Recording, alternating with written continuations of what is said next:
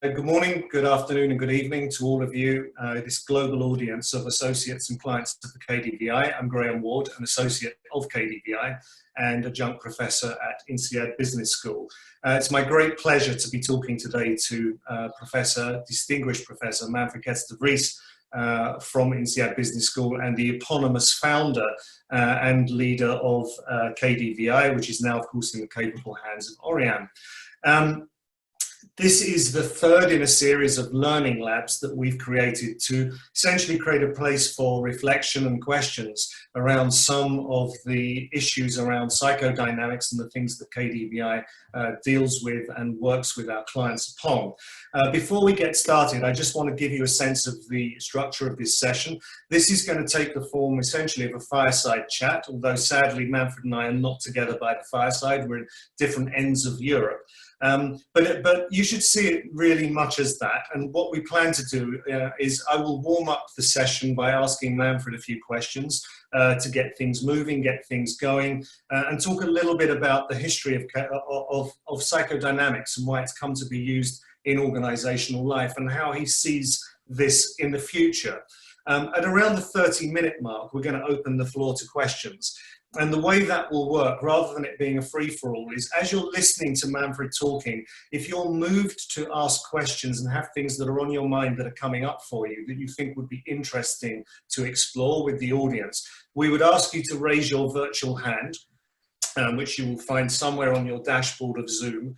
So it's a bit like being back at school. You have to sort of sit patiently with your hand raised for as long as possible until we actually open that up for questions. And what we're going to do is we're going to take those questions in approximately the order in which they show up. And then we'll round off the session in around 55 minutes with a couple of sort of loose questions to finish off. Here's some future orientated thoughts from Manfred, and then point you towards what's going to happen in the next series of sessions.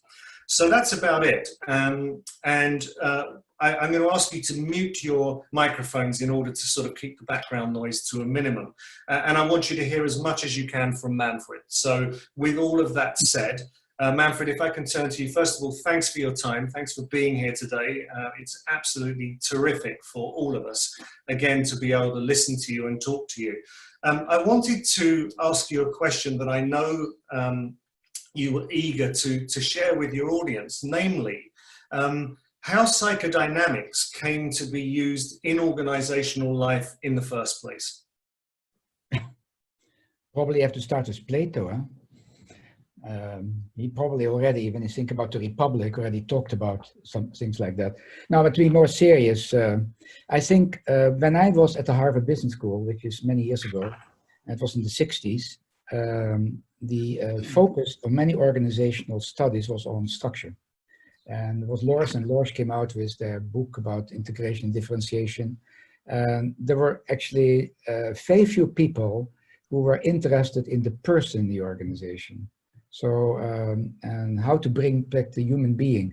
And there were, as I can recall, there were three areas, three places. One was a place called the Manager Institute, which had an industrial division, which was run by a man called Harry Levinson, who wrote a number of interesting books and actually quite a lot of articles for the Harvard Business Review at the time.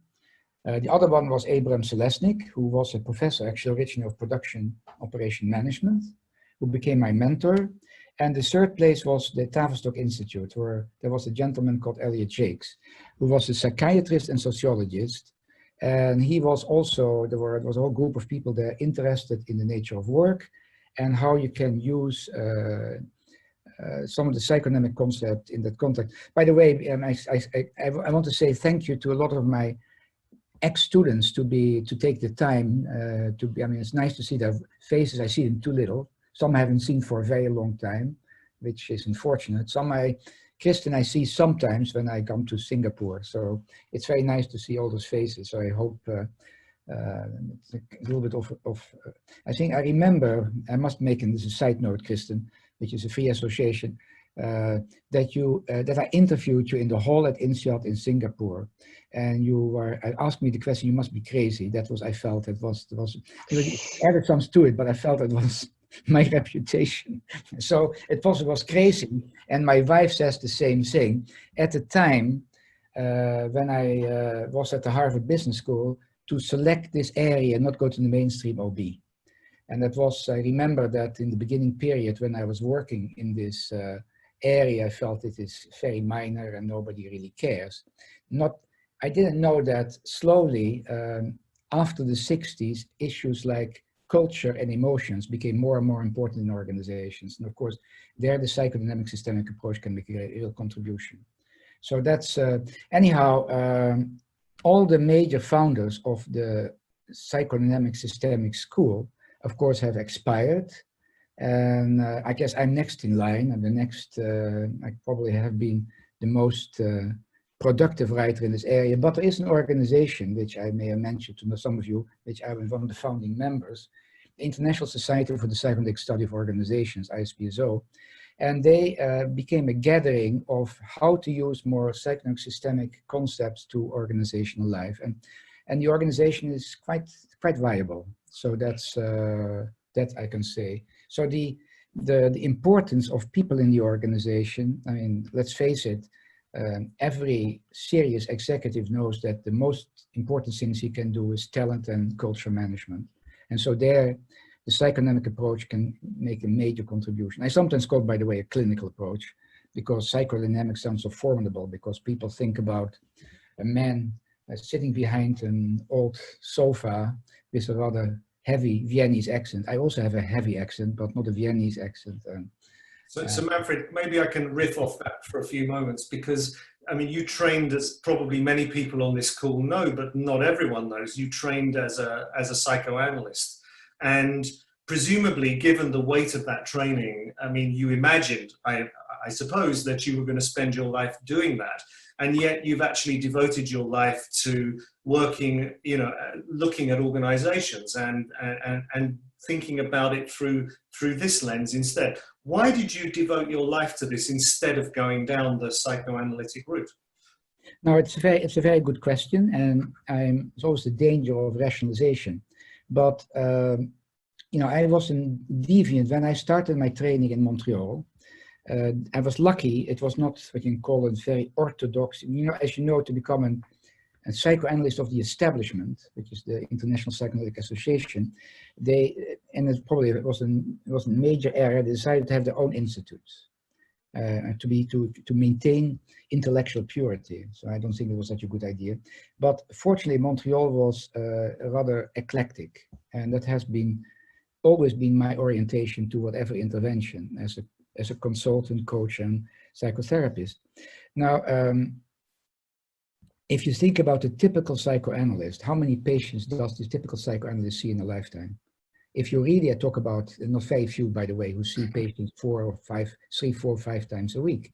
I think there are not many anymore in that category, but still there's very few. I had the ambition, and that may be a rationalization, maybe I don't like to sit the whole day behind the couch and say regularly and things like that, and sometimes make an interpretation.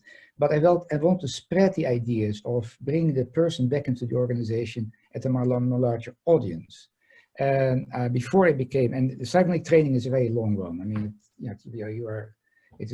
unfortunately, it takes around 10 years or something like that. To me, it was interesting, by the way, from an economic background and a management background, to be interacting with psychiatrists and clinical psychologists. I was the only deviant, and I was lucky that my training analyst was also the head of the major mental hospital in Canada, and he had a sense of humor. Otherwise, he wouldn't have taken me as his candidate, I think. But that's another story. So I feel that I have made quite an effort to spread the psychodynamic systemic orientation around the world. I mean, that's what. And when you talk about, for example, INSEAD, when I came there, and I make the joke always that the left side of people's brains was overdeveloped, and I have made a contribution to make it more in balance. So, and particularly when I started this program on consulting and coaching for change, which is a master degree program now, and also, which is a derivative of the program like Kristen has been following in Spiro, among others. And also then introducing coaching in executive programs. So now everybody at the school gets some coaching. So as a business school, probably we are the most coaching oriented, and particularly team coaching, which gets me more bang for the buck, I think, because there will be group pressure for people to change. So that's a little bit, that can be a rationalization. It can also have to do with my temperament, that I like to move around. I like to, I'm probably I'm not a very quiet analyst. You know, they says, I can be quite proactive, even though I'm an introvert. I mean, but I've learned to be somewhat extrovert over the years. Like many, as I've mentioned many times, many of the CEOs I get in my class are basically introverts, but are pseudo-extroverts. They have learned to become more extrovert. They practice that. Manfred, you talk about this, you know, this word psychodynamic, and you said, you know, it's a formidable word, and you try to avoid it because it, you know, it's very freighted. It can scare people off. But you said, you know, and you've been very successful in sort of mobilizing a lot of people over the years to deploy this technique, you know, in organizational life across the world.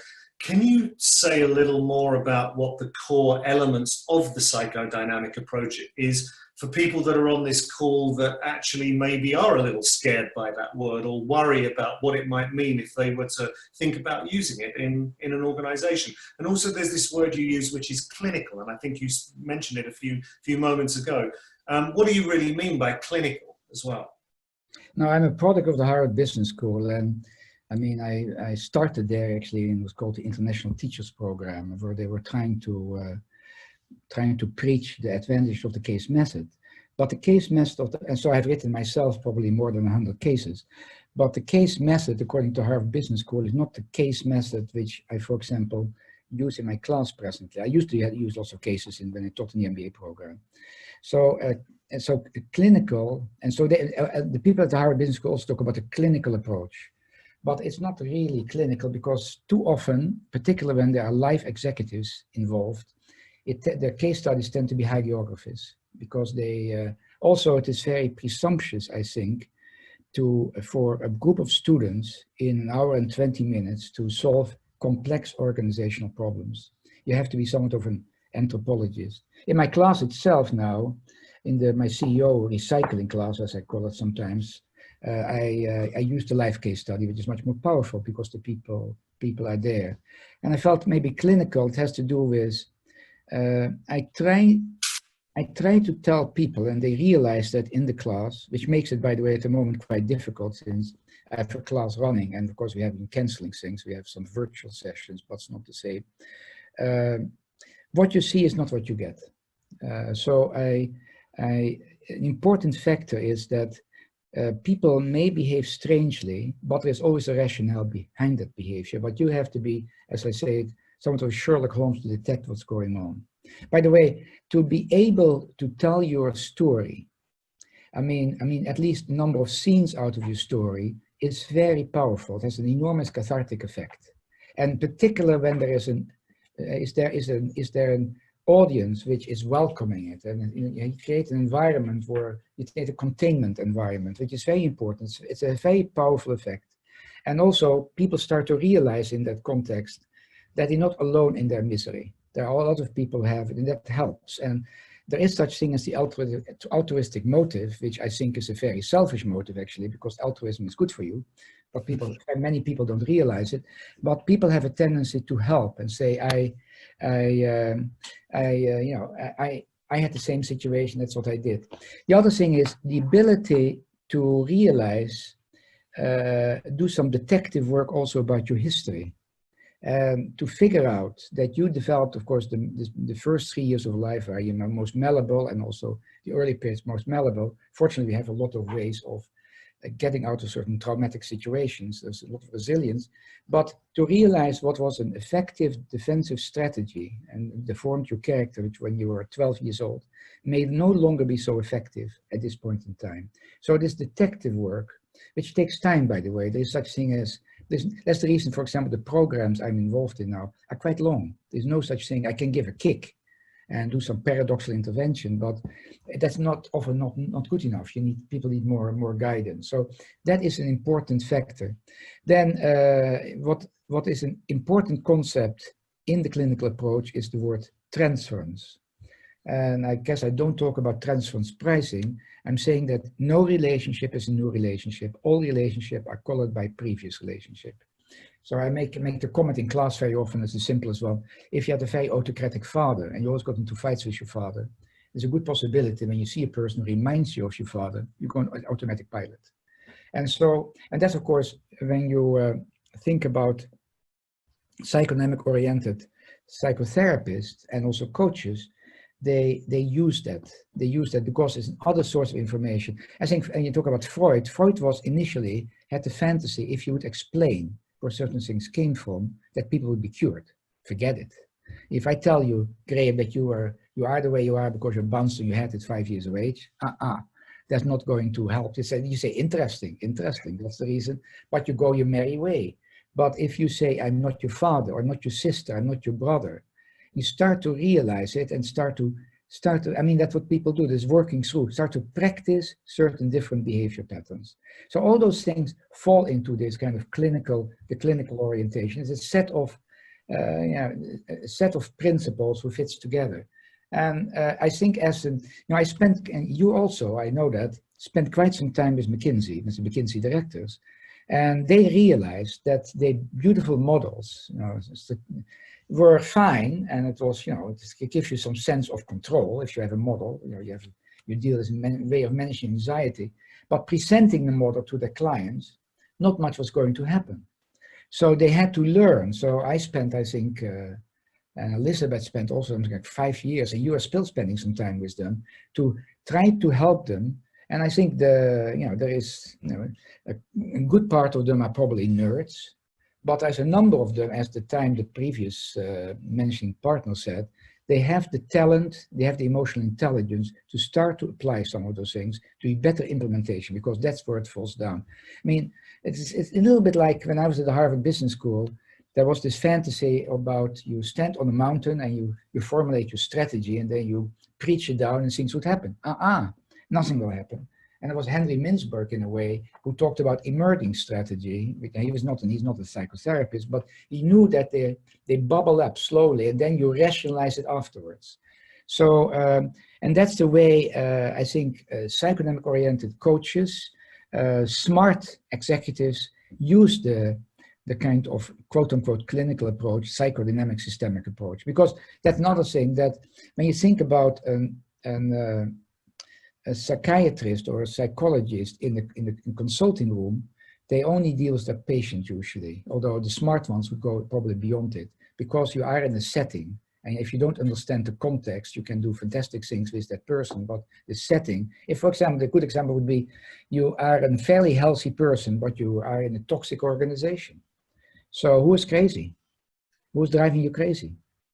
And of course, if you are a very toxic CEO, you can really do great things to the organization too. So it's a very delicate balance. And that's coming back to my comment about emotional intelligence and culture management. Those are very important. I mean, I've written I had a Boldino moment recently.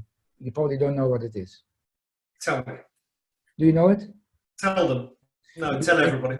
No, I didn't know the Boldino moment. It's actually a Boldino autumn moment over the last 3-4 weeks.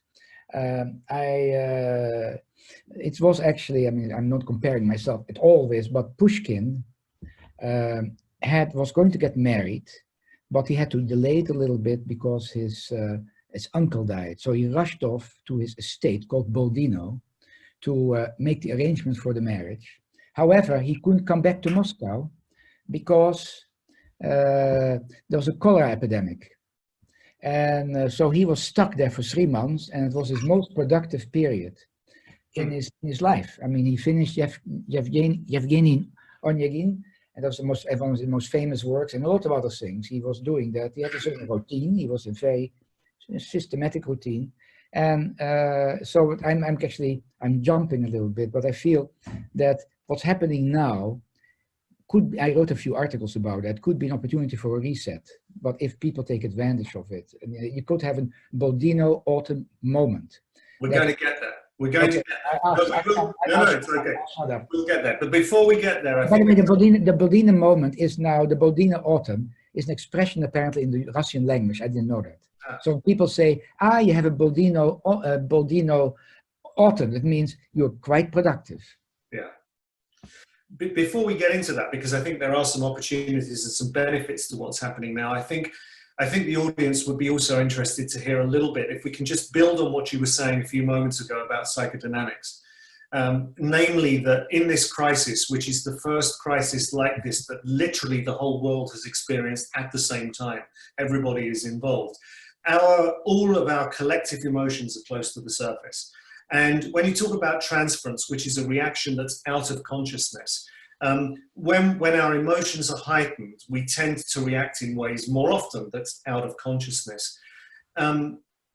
If we as professionals, whether we are as consultants, as coaches, teachers, or even executives working in organizations, know this, how can we most usefully use some of the theories and some of the techniques that you actually espouse to be useful? And what should we look out for? What do managers need to look out for? How can this be useful and practical? Now, those are many questions, Graham. Many. Talk about a micro and a macro level. On a macro level, of course, when in situation of crisis, people tend to regress. They go into a dependency state. And on top of that, you have an invisible enemy, so you also have paranoid reaction. And that is a breeding ground for the inner autocrat to come up. And so the state of leadership in the world was already not very good. And you know, I cannot really mention to you the word T anymore. Trump. No. Now you've said it.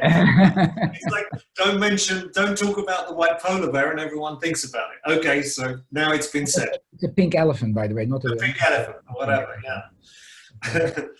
But I mean, he has been such a fantastic role model of a negative role model of malignant narcissism. So everybody everybody's looking at the Daily Show, which getting more and more surrealistic, Dada-esque show he is presenting.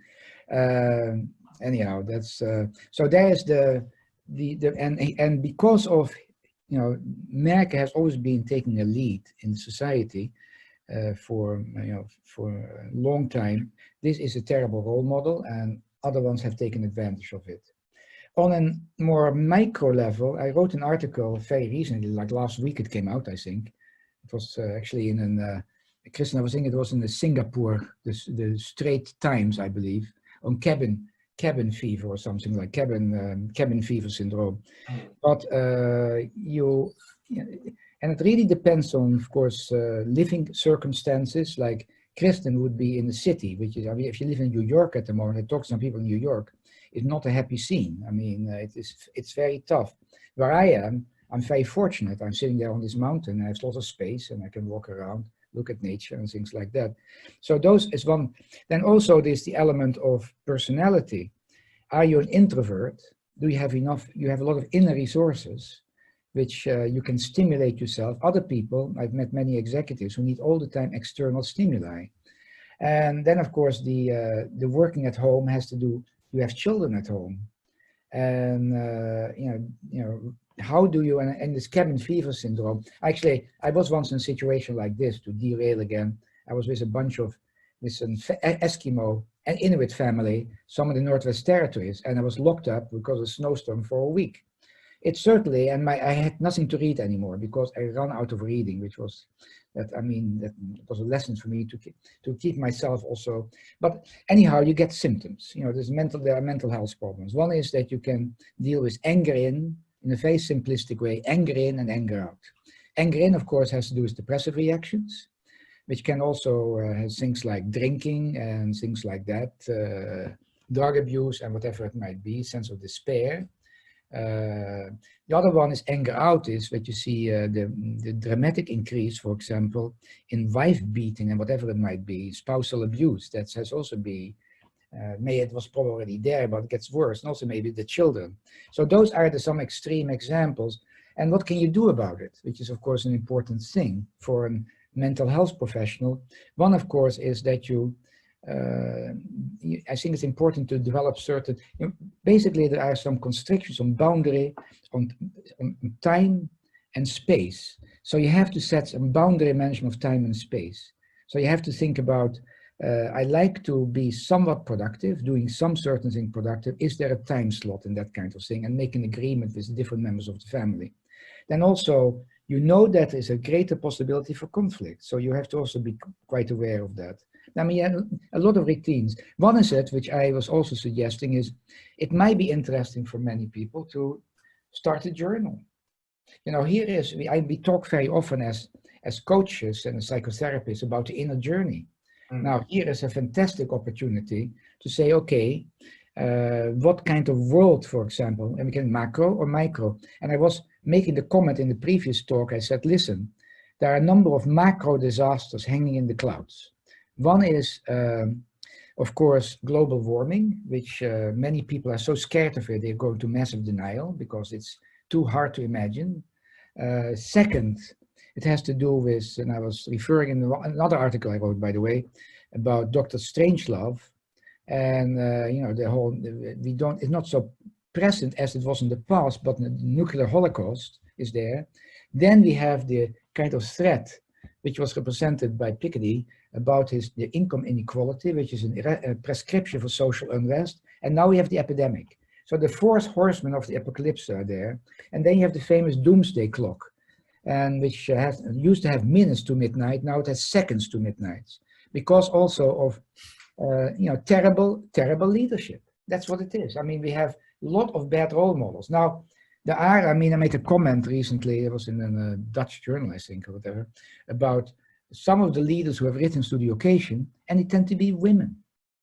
Yes, women. It's kind of interesting, because women tend to be, of course, men do everything to push them down. Kristen has a long history. She knows, of course, about, you know, how difficult it is to be a career woman. I remember that. Sorry about mentioning your name, but you're looking straight in front of me, so I couldn't help myself. But they are less narcissistic. Men, when you talk about the pitfalls of leadership, and I've written quite a bit about that. Of course, the big one is to do with hubris. You know, people get too full of themselves and then self-destruct. Before we open it to the audience, I'd just like to ask one final question, talking about a couple of things that you mentioned just now. You mentioned in one of your earlier answers that telling your story is very powerful and can be cathartic. And then just a few moments ago, you talked about writing a journal. And you said, you know, this is a great opportunity to do that. And why would you not do that? It sounds to me also that you imagine that there could be some catharsis in that. And of course, the notion of writing a journal is in and of itself something around telling your own story, but maybe telling it to yourself. Why do you think, from a psychoanalytic perspective, it would be cathartic to do either of those things? I guess there's actually a person in Texas who writes about the importance of journal writing for traumatic. It's apparently, when you do some brain studies, other parts of the brains get involved, and that's what. But I'm not a neuroscientist to really. I wrote actually one little article about it, that I found in my class that people who write a journal, it has a calming effect. Yeah. It does help. Many people need to be calm right now, so it could be useful. Yeah, it is. I think it's a very useful, and of course, from an organizational point of view, and there are quite a few people who run organizations.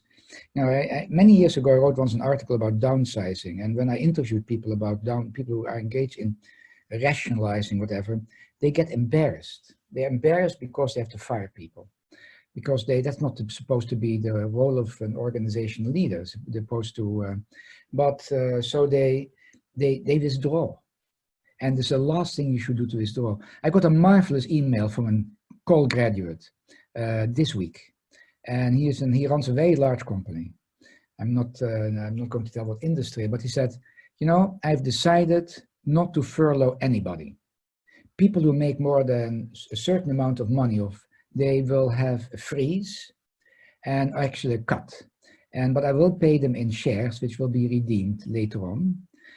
The creditors who cannot pay their bills, I give them extended credit, and I've collected 7 million or whatever in PPEs to distribute to our local hospitals. And he said, you know, I somehow, thanks to the program, because he's as many CEOs, they're quite anxious, let's face it, they look maybe very, you know, but they're quite anxious. I said, I found the inner courage and thinking about the people in class, that this was the right thing to do. It was not my first reaction. I know I would get a lot of pushback from the major shareholders, but I felt it was the right thing to do. And he said, the results were incredible.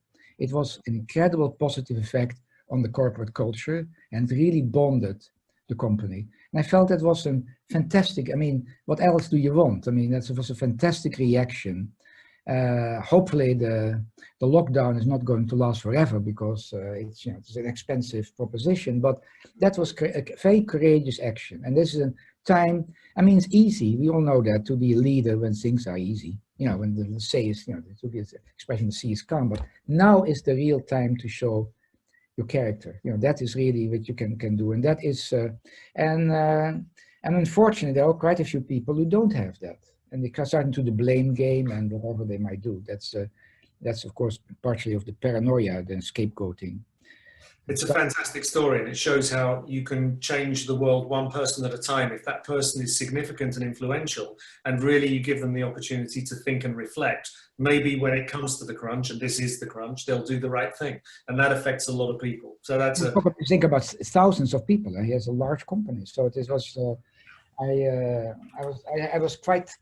I was very touched when I listened to that. It's a great story, Manfred. So I think we're going to open it up to the audience and allow, you know, a few people to ask questions. Alicia, I hope that you've been kind of keeping a little bit of an idea of who wants to ask questions, and we'll ask you just to sort of say your name and say hi to Manfred for a moment, and then ask your question, and then we'll kind of do as many of those as we can up until about 55. Okay, so Alicia, maybe you could. Yeah, so Floris van de Vel from Switzerland, you've raised your hand, so if you could present your question to Manfred. Manfred, Floris here, yeah. You were just talking about a change, a psychodynamic change in a leader of a great company.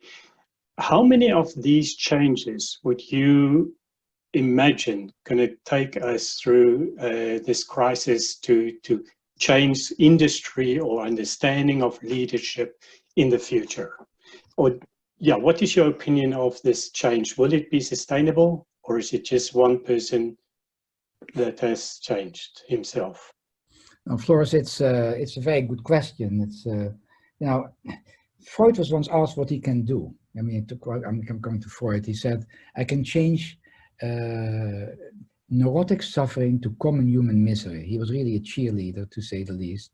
And I wrote an article also, I think it was last week or so, which about two scenarios. One scenario is the pessimistic one. That's the plus ça change, plus la même chose, you know, that kind of thing. Which, and I mean, think about it. Our brains were developed over 2 million years, and can be become someday the more you know, humane, caring, whatever. The other one is a more optimistic scenario that you know, we can only. The thing is, I've been a little bit depressed, Floris, because of. I saw how the European community reacted. It was everybody for himself to some extent, and it was a terrible reaction. I felt this was the time to some of the leadership there should rise to the occasion, and so that's hopefully they will. So you know, you see, I'm struggling with the answer. I mean, without hope we are dead. You know, and Napoleon said, "Leaders are merchants of hope." You know, that's we have to speak to the collective imagination of people. That's what you have to do, to create a new future. And that's important. And fortunately and unfortunately, we also have the web now. We can do some social networking to really go into the direction. On the other hand, we see all the time the forces of regression and paranoia also taking place, which is also the case. And I see this miserable state now, and the situation in America, where you see on one side you have Governor Cuomo from New York, who I think does a fantastic job in being, you know, straightforward, and then you see the other ones playing the violin and getting into the blame game. So that is where it a little bit is. But what can we do otherwise? I mean, I very often told, and I think Graham referred to that, the story of the sea star, you know, the story of the sea star, you know. So it makes a difference for this one. So that's a little bit when I got this email, you know, I have a fantasy in my call program. Now you have that 21 people I take, and I probably might be responsible for 100,000 people sometimes, you know, that kind of number of people. If I can make them a little bit more humane, a little bit more effective, it may have a trigger effect. In this case, it was typical, was very recently, like not only one, by the way, it's another one. I was trying to explain to this gentleman, as a man, that the heart line in a very, I mean, he was my student in the past, he's no longer my student, that maybe he should be a little bit different in dealing with his people, that it was a little bit too callous, I felt, that this is the time to really bond them. And because I also try to explain to them, it's in his personal interest, because retraining, hiring new people and training them is very costly. And just use them as, you know, you buy a new machinery and throw it away. That was not the way to go. So I haven't given you an answer, Floris. I have hope. I have hope. But there's also the, you know, you know, we have this, we have something animals don't have, which is the frontal lobes. So we can visualize. We can visualize future scenarios as opposed to everybody else, which is also terrible because we can visualize our death, which is also hanging around. And so it comes to the question, what kind of legacy, you know, what kind of world do we want for our children and grandchildren? How do you want to be remembered?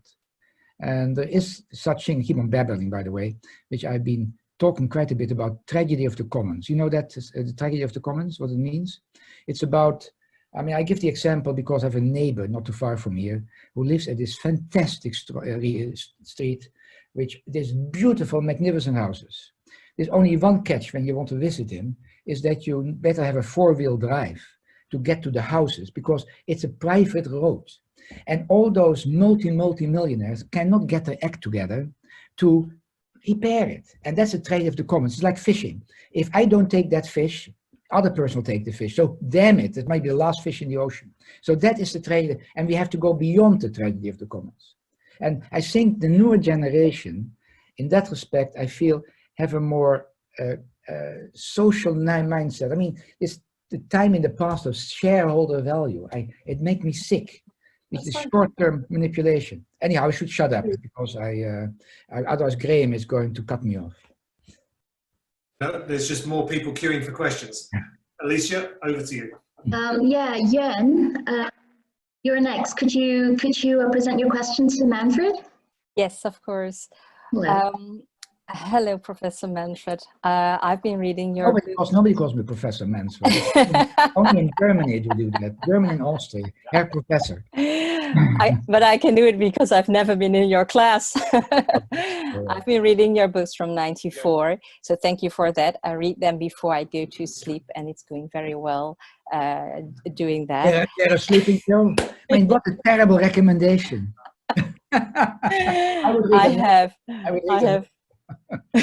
I have also introduced you to the group I work with, and those are design thinkers. I use play to apply certain interventions when I facilitate sessions. So I hope that the people, I mean, I hope you are okay if they refer to you as a gamification specialist. It just happened last week. But my question for you is, in this specific COVID situation, how can play show us certain futures, in your opinion? No, I think when you talk about courage, now I mentioned this person, this CEO, who had the courage to do something he felt authentic. This was his core values. And what I have discovered is and they're coming back to play, because I think play is extremely important. I've even written something about it, I remember.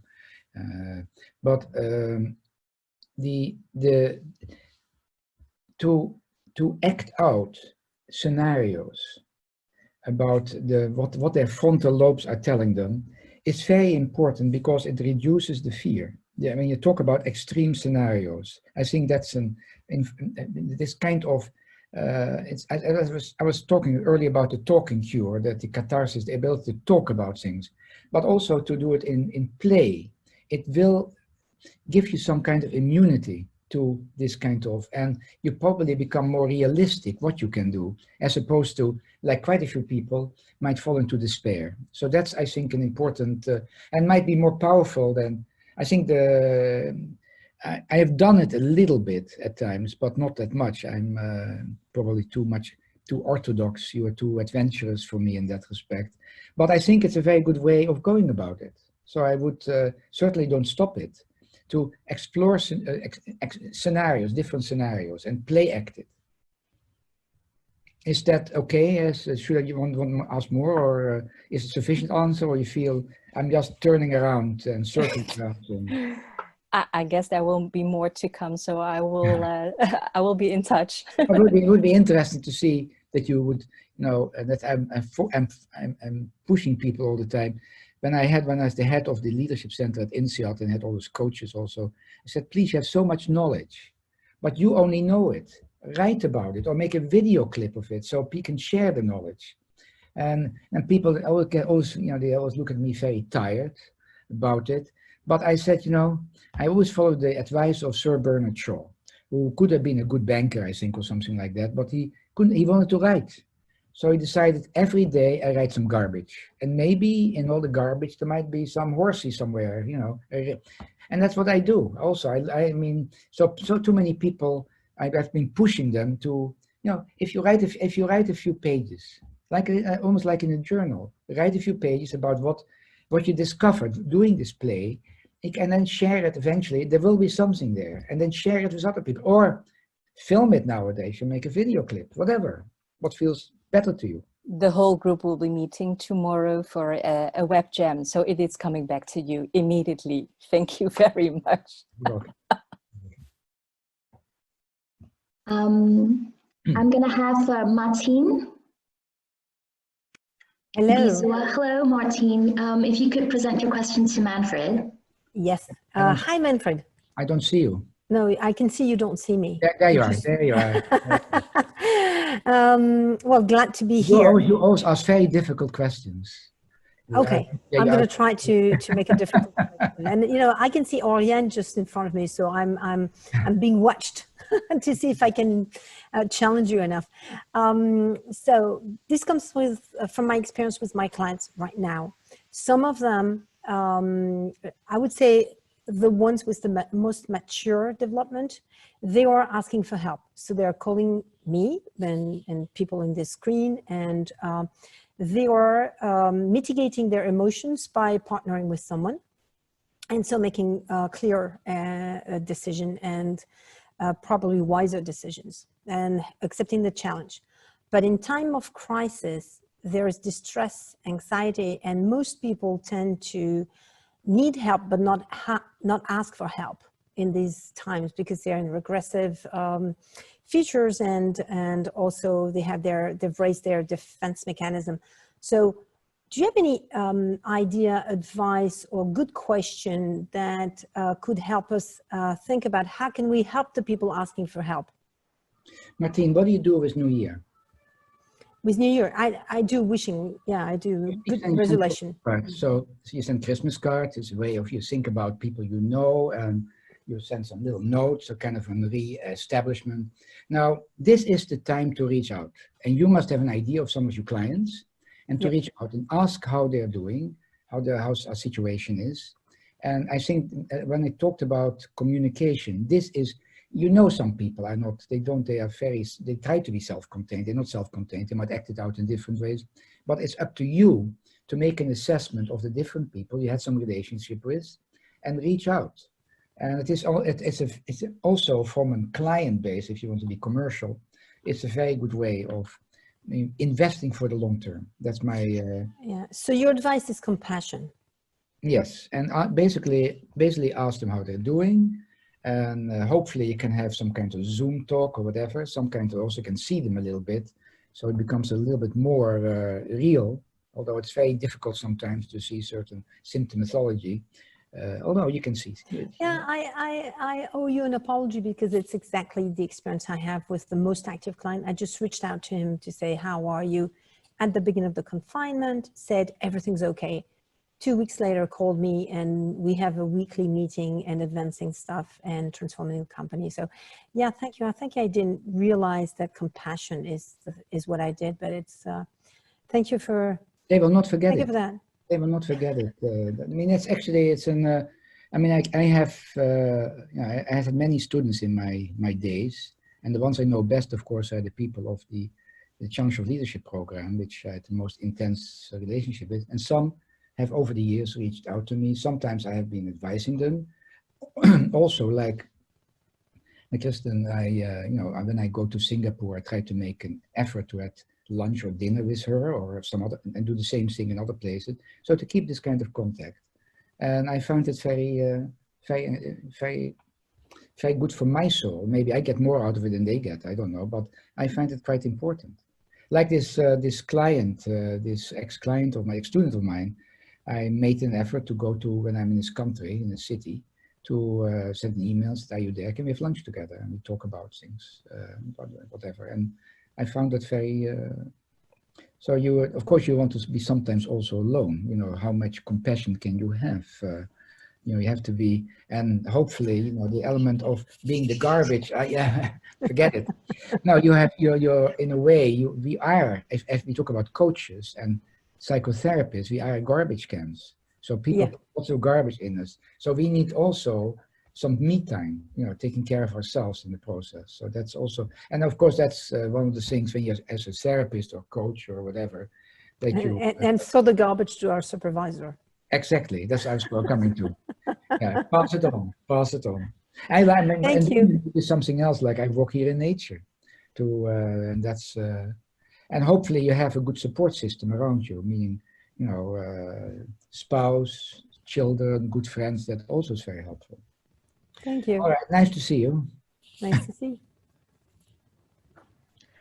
Graham, how are we with time? Can we take one last question? Take one more question from the audience. I see Yuen Yen Tsai has been waiting very patiently. I think we should have a question from her. Okay. Sorry, I think Yuen has already been, Yeah, but Robert Parker has been waiting. Yeah. Hello.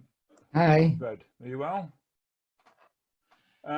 Just a quick question. You mentioned about the younger generation earlier, and I think that this crisis is something that, for quite a few generations, is something very, very new. How do you see the sort of extremes of the crisis impacting on the sort of younger generations? It's, I mean, it impacts everybody, let's be very realistic about it. But I think we have developed a younger generation, when you think about the millennials and also Generation Z, who have become more socially conscious. And I made a comment earlier about, you know, the famous slogan at the time of the Harvard Business School about shareholder value. And I think the idea of shareholder value, fortunately, is now more stakeholder value, that you also, as an organization, have a social responsibility. So that, and I think that is more in general, if you have left, I mean, you have to make a probably distinction between developed and developing societies. When you are in a minimum, you know, starvation rate, you have, those are things are not so relevant to you. But in most developed societies, that is more top of mind. Now, of course, you have, in certain countries also, I'm talking about developed societies now, you have that, what in German was called as gesundes Volksempfinden, meaning the undercurrents, sometimes the dark undercurrents of society. And the person whose name shall not be spoken has been taken advantage of that, because otherwise Graham cuts me off, you see, that's because I mentioned that name too many times when I did the last intervention. But he has, and very much autocrats, demagogue, take advantage about our wish to believe and things like that. So the only antidote we have to those things is education, and in particular education of women. Because, and I talk about developing countries. That's, I think, a critical factor, because they are actually the cultural setters. even more than men, even though men try to rise a little bit to the occasion. So, so I have, that gives me hope. But when you think about certain situations, about coming now to the women's issue in developing societies, and how difficult it is to get an education, how much hardship they have to go through. I have had contact once with a woman in Afghanistan who was trying to tell the mullahs, had to persuade the mullahs to have that the girls should also have education. Because if they couldn't persuade the mullahs, they would be, bad things were going to happen. So those kinds of things. So I have hope about I mean, I look at my children and grandchildren. They're much more socially conscious than I think my generation. I'm an oldie. Well, it was. You are in the middle range, so you are. There's still hope for you in that respect. But you can learn. You can learn. I mean, so I've been quite conscious of. Now you realize that Gaia, Mother Earth, is not a sum game. It's a zero-sum game, and you have to be very careful with it. And on the other hand, it's very endearing to look around on the beach, which is not too far from a few, I think, 100 kilometers, 200 kilometers from here, on Saint-Tropez, which is usually like I've been there a few times, but now the wild boar are running around there. So you see how nature comes back again. And less people get killed by car accident, and you can see in certain countries you can easily see the sun.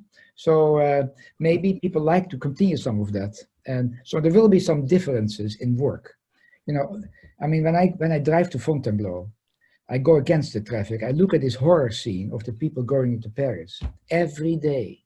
What a nightmare! And much of that will now people realize it can be avoided, but it has to do with control. You know, bosses wanted to control.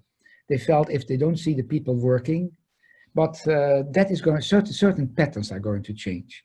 By the way, this has not much to do with, of course, has something indirectly to do with the clinical approach, of course, but people should let go of the need for control in that respect and say, listen, as long as the person does his or her work, fine.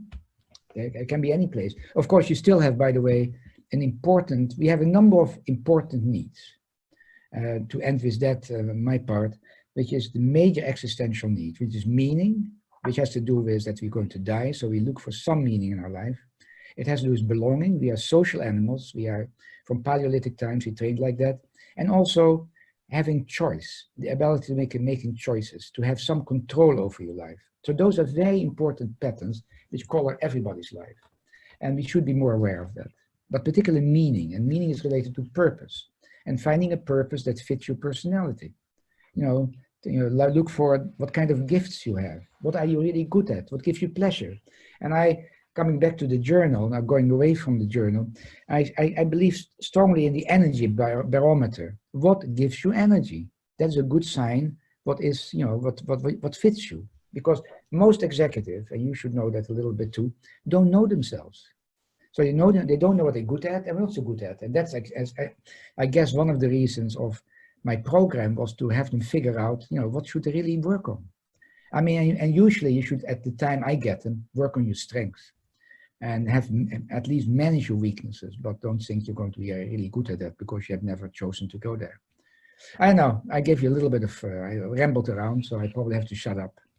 Manfred, I have one final question for you, for the audience. Thank you, Robert, for that, by the way. And it gave me a nice segue into what I want to talk about. Just finally, quickly, in terms of hope, you mentioned the word. You've been working in the field for nearly 50 years. You've seen organizations shift and change, and you've seen leaders shift and change. Manfred, to what extent are you hopeful that organizations will learn and develop and progress in the future in a way that you would like to see them become more reflective and more thoughtful and put humans at the center? You know, Graham, we have a folie à deux, the two of us. I know.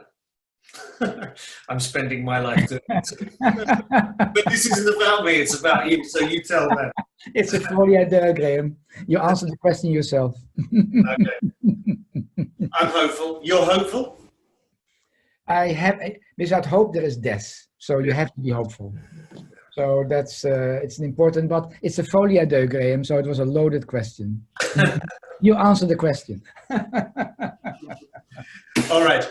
with that, I'm going to thank you very much for playing ball for 55 minutes. Let me hand over to Claire Pointing, who is the co-founder of this little series that we're doing together, to sort of steer us and orientate us towards the future. Claire, over to you. Thanks, Graham. Thanks, Manfred. That was absolutely fascinating, and I've learned a lot. I've made a lot of notes actually as well, which is fantastic. I'm not going to try and summarize the themes. I think that Graham and Manfred, you really set out a really clear framework for how we can sort of think going forward.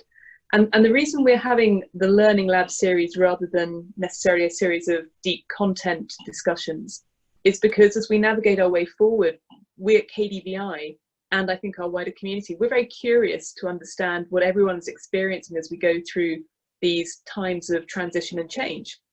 And so what we've got coming up, and I think is quite exciting, is we've got Roger Lehman later this week. He's going to be talking about the concept of fault lines and areas of tension that are being surfaced by the new experiences that we're in at the moment. And then next week, Graham and I are going to be talking about what genies might have been let out of the bottle, what might be happening that we can't turn the clock back. And I think Manfred sort of touched on that as he was talking about the control that bosses look for and this sort of illusion of how things have always been. But in fact, some things are going to change. And again, Manfred touched on this, are we going to have a reset rather than a reversion back to where we've come from? So the Learning Lab series is going to continue to evolve as we go through this time. And we're hoping to have some additional sessions on mental health, on social contact and resilience, and also on what I think is a topic that comes up in almost all of these discussions, which is negative capability, that ability to tolerate not knowing. And we're learning a lot from them, and the connection of the community is really helping us understand and discover with you how organisations are going to come through this and what's going to emerge from the other side. So I really encourage you to go to the KDVI website and look at the Learning Lab series and some of the additional elements that have been put up as well. So the suggestion of perhaps having reflective leadership circles and some other specific areas on the website, and really take an opportunity to engage with the collective wisdom of the KDVI community and really help us through this journey and contribute as we learn together. So finally, thank you, Manfred, for an absolutely fascinating insight into what's happening at the moment. Thank you, Graham, for a masterful management of the discussion. Thank you to everybody who contributed with really fascinating questions, great diverse questions. And we look forward to seeing you as the Learning Lab continues. Thank you very much.